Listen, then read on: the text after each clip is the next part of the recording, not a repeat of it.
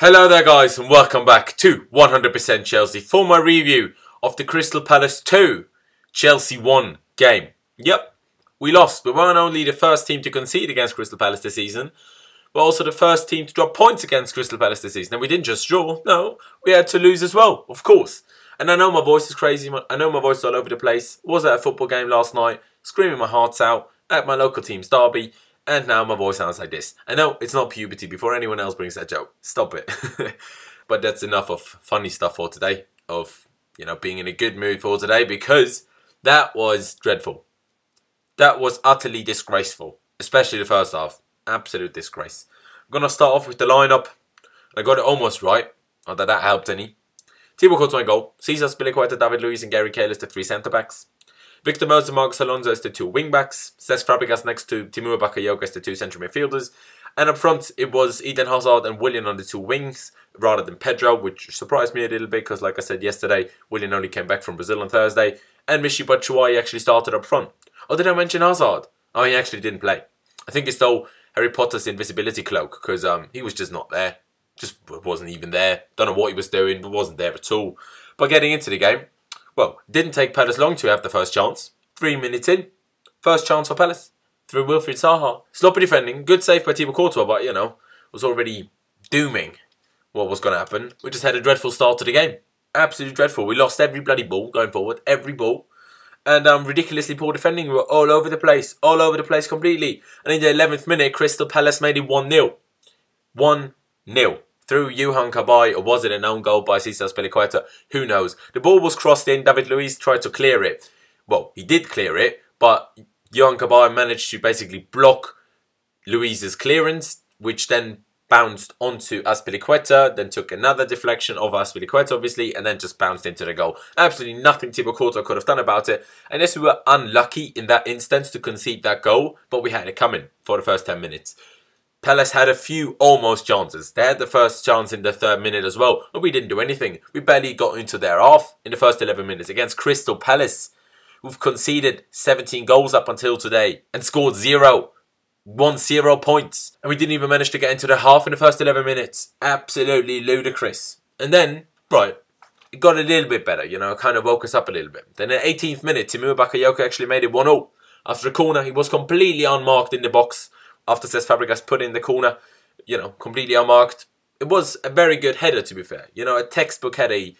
Headed it straight into the floor and then it bounced up basically into the top corner. No chance of saving that for the keeper. And I was like, right, okay, 1-0. Yes, we conceded, but we'll still win this, We'll get control now and we'll cruise to the win. Well, how wrong I was. How wrong I was. Because in the 22nd minute, Wilfried Zaha almost made it 2-1 already.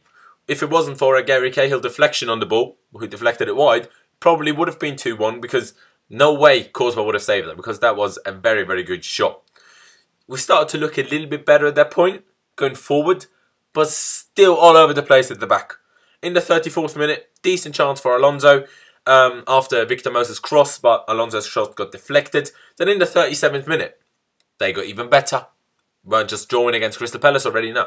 Victor Moses picked up a hamstring injury as well, because, it's not enough to have N'Golo Kante out and Alvaro Morata out with the same injury, no. We needed Victor Moses to be out as well. It's what you're going to get when you have no quality in squad depth. And we don't. And because we don't, most of our players have to play every 3 days. And yes, even though we're only in October, the effects are clearly, showing. Obviously, because that's the 3rd hamstring injury we have. And it's mental. It's absolutely mental, but it pisses me off. Obviously, he had to come off. David Zappacosta came on for him in the 40th minute.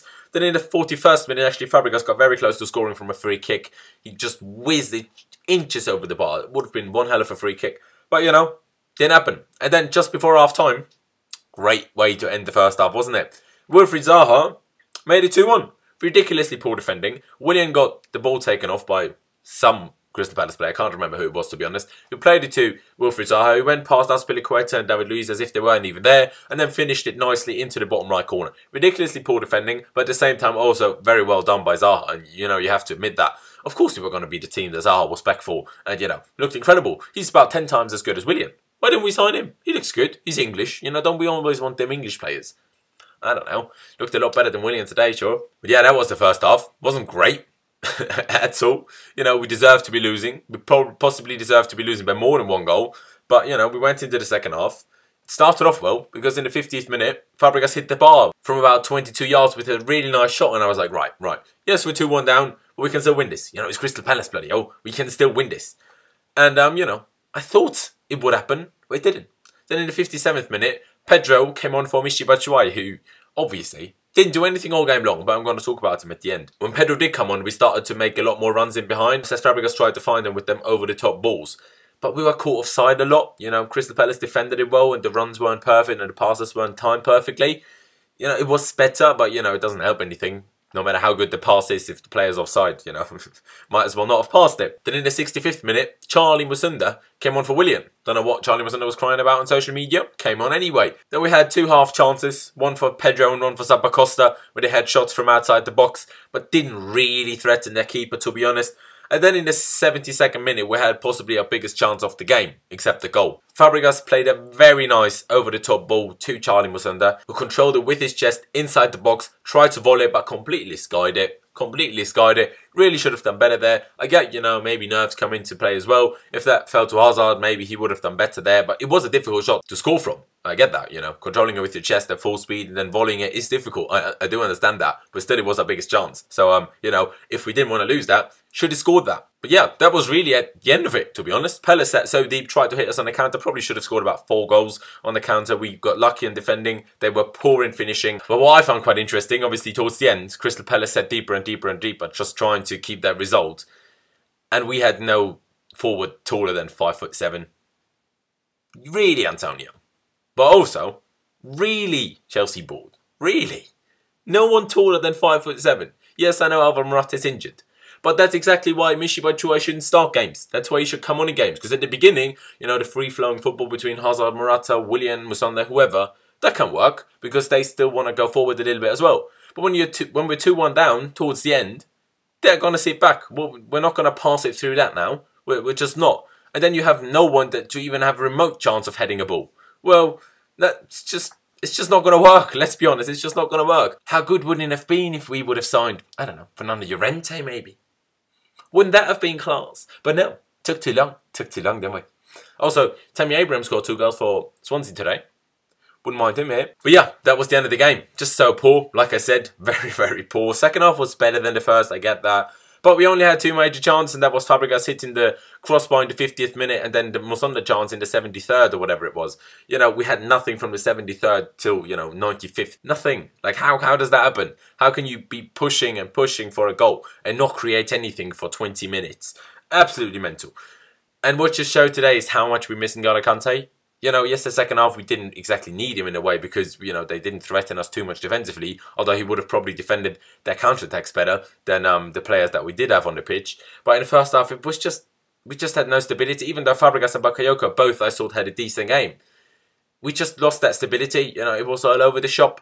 Azpilicueta was very poor as well for his standards. He hasn't been all that great this season so far, I think. You know, not poor as today, but not as good as he was last season, definitely. And, you know, it just shows, you know, we're all over the place when we don't have Morata and don't have Kante. We're just, without those two, we're just not very good. And yeah, I want to talk about Eden Hazard. Like I said in the beginning, did he steal Harry Potter's invisibility cloak? Because I think he did. He had about 2 or 3 moments where he tried to do something, got fouled. He always looks for the fouls as well. Yes, you know, you get into decent goal-scoring positions, but when you're losing against Crystal Palace, maybe just try not to go down and just try to actually score for once. He had one moment when Zappacosta put in an incredible cross. Well, Hazard probably should have gotten to that, but it was just about a step too late, basically. If he slid in, possibly would have gotten there, but he didn't. So, but other than that, Hazard was just invisible. Like in these games, that's when we need you to step up. People sometimes compare him to Messi and say he can be as good as Messi. Messi just dragged Argentina to the World Cup by himself, scoring a hat-trick against Ecuador. Ecuador were a lot better than bloody Crystal Palace. And Hazard did nothing. Nothing for 95 minutes. And that's just ridiculous. I get that he's still recovering from his injury and he even said, you know, he will have poor games, which I don't think is the right attitude from the get-go. But, you know, it is what it is. He just wasn't very good. Like I said, we have no depth. As soon as Kante and Morata are out, what do? We don't have players to replace them. All of our players have to play basically on Wednesday against Roma as well, which is obviously great. You know, that's basically the most annoying thing about today. We lost. Might as well have rested all them players now. Might as well have you know, fielded it on the 21 side or whatever, because, you know, at least they would have been rested against Roma now. And I hope no one is still asking why Antonio Conte didn't bring on Michy Batshuayi against Manchester City when Morata had to come off. Because if you saw that performance today, that was ridiculous. That was ridiculous. He couldn't control the ball. He couldn't win a header. He couldn't chest anything down. He couldn't do anything. He did not do anything. He had one chance, and then he was a yard offside. Like, he wasn't even close. He was well offside. And it was the only time he somehow got in on goal. And, you know, it's ridiculous.